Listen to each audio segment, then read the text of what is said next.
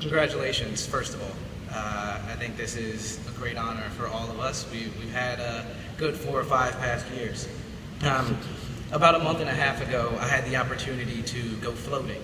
And floating is a type of sensory deprivation therapy where you get into this tank that has 10 inches of water in it. And in that water is 850 pounds of dissolved Epsom salt. So when you get in and you lay back, you float. Now when you get in this tank, it's pitch black, you can't see anything. You can't smell anything, you can't hear anything, you can't taste anything. And because the water is heated to the same temperature as your skin, you can't feel anything. Essentially, your body becomes irrelevant. And in that irrelevancy, a revelation emerges. You realize that you're a lot more significant than your body, than your ego, than your sense of self. You realize that you're a part of a whole that depends on the threads of your individuality to stitch together the fabric of this thing we call human existence. But you see, we're too distracted by the things that differentiate us that we forget about the things that unite us. And that's the problem. Our egos are too big. We're too self-involved when the metrics that we define ourselves by don't even require us to be.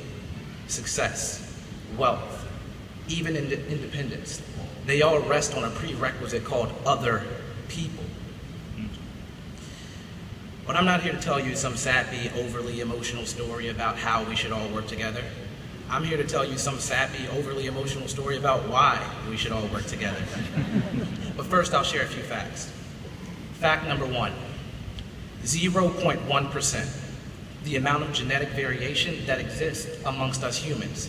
That means that 99.9% of our genetic makeup is the same. Fact number 2, a mother and a father, something we all biologically have. Fact number 3, a child, something we all are. You see, we're not that different. And as Osho, a great author, has iterated, we think we are separate. We think we are selves. This is how we create the ego. It is just like on the map, you see India. But on the earth itself, there is no India, only on the maps of the politicians. On the map, you see the American continent and the African continent as separate. But deep down, down under the oceans, the earth is one.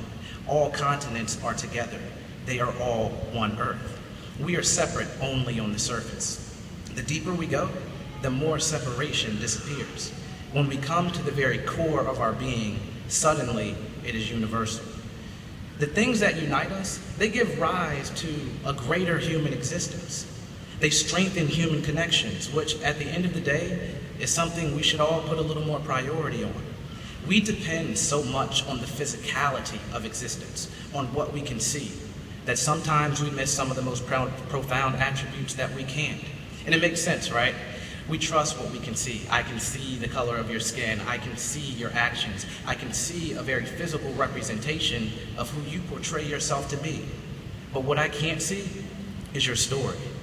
I can't see that you were raised in Camden. Your father died when you were a young child, leaving you to take care of your mother and your older brother by engaging in activity that might have been a little too questionable for legality. But these are the things that we need to see. We need to understand a person's story because that gives us an understanding of why they are who they are. And that makes us a little more engaged. And do you know what that does for everyone else?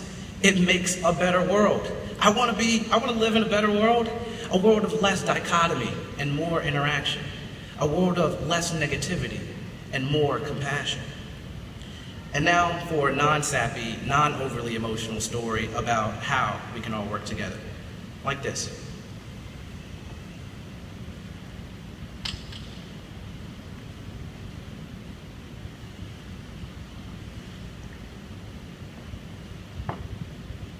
We can be like water.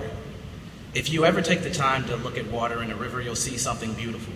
You'll see the water going along the banks, hopping over sticks, flowing under stones. Some places there's an undercurrent. Water is moving extremely fast in some areas, while water is moving extremely slow in others. You'll realize that the same substance in that river is the substance that's in that glass. Regardless, and if I mix them together, it wouldn't discriminate. It would just fuse together. Regardless of its three forms of a solid, a liquid, and a gas, water retains its fundamental core of being water. It simply adapts itself to its experiences and its environment and goes through life creating value for plants, for animals, for us humans. Our common denominator is human. Our common denominator is that we are all human. So let your gratitude for who a person is outweigh who you perceive them to be. Find out what is valid and refuse to accept what's been deemed by truth as society. You see, what we can do when we involve ourselves in us is ignite a revolution, transformative and robust. We can create better innovations rooted in consideration for the world. We can establish larger aspirations grounded in elevation for that girl. And that guy, and this guy, and that woman over there, share your story. But more importantly, allow someone else to share theirs. The fundamental access to this greater human existence, it lies in one word, but we must do it with persistence. That word is gratitude, acknowledging commonality amongst our university, our parents, our perceptions, our originality. I say thank you for this opportunity to attend an institution that has fostered this concept of interpersonal evolution. I say thank you for every parent that has given birth to our lives, and thank you to our professors, our administrators, our sages, who have directed the ideas within us that will last for ages. While a person's life is limited, our ideas will never die. We must be grateful for the lives they will impact down the line. Thank you for Anthony Drexel, who laid the platform for this podium. Thank you for graduation, and for tonight, the pandemonium. There is no such thing as a self-made man or woman. We should laugh at such things because they're inaccurate, inadequate. As a matter of fact, it's how this planet's been inhabited. There is no reason to criticize others before we've had time to understand that the most beautiful thing about someone is how we can lend a helping hand. Thank you for being students who have made this day possible. Thank you for being people whose presence is colossal. Every person in this room, at the risk of sounding cliche, you are the inspiration for a better way. You are the foundation of beauty, the people I put my faith in. You are the one. There is no separation. Your capacity to be a part of something is greater than your capacity to be yourself. Live as love, and for love you will achieve true wealth. Go out into the world, do not deprive yourself of life, for life is only worth living when it is lived right. And as far as I know, and as far as I can tell, when we live as one, that is the only way not to fail. We are not static people. We are a dynamic unfolding of experience. Our perceptions can distract us, but our unity gives us clearance. Clearance into, again, that stronger human connection. Clearance into, again, that stronger human connection. And with this understanding, there is only one direction. But I'll let you guys experience that as you go out into life. This unity, embrace it, connect with it, foster it. Because one thing the world needs more of is a little more priority for our similarities, our common struggles, our common desires to be happy. Do not let yourself be isolated to the conditions that your past has set forth for you. Construct your own existence. Construct it in compassion for stronger human connections.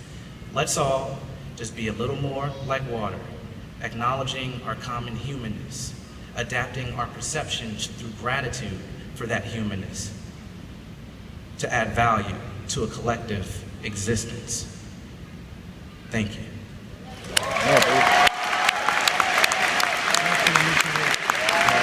That's David, right?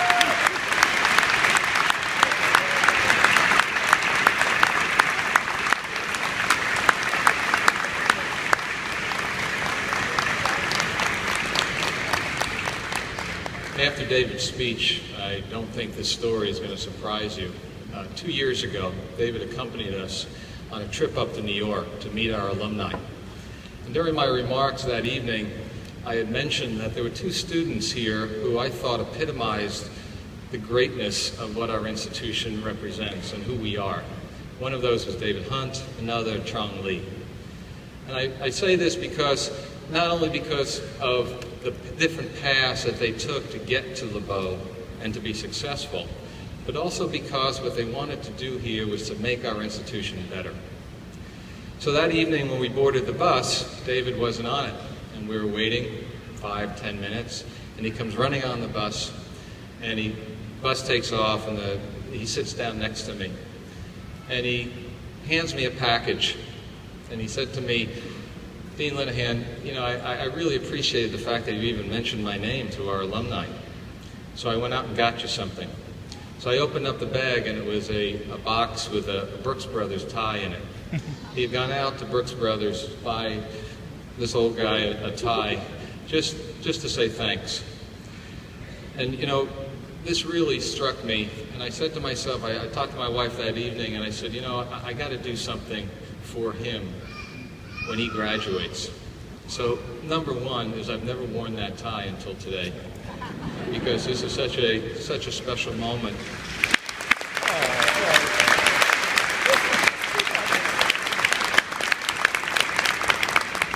And number two, I want to present the small token of our appreciation, David, your set of ties. Okay? Not just because it's a repayment for that small act of kindness, but we just hope that you and all the graduates remember Drexel, remember LeBow in your very successful careers. So thank you so much.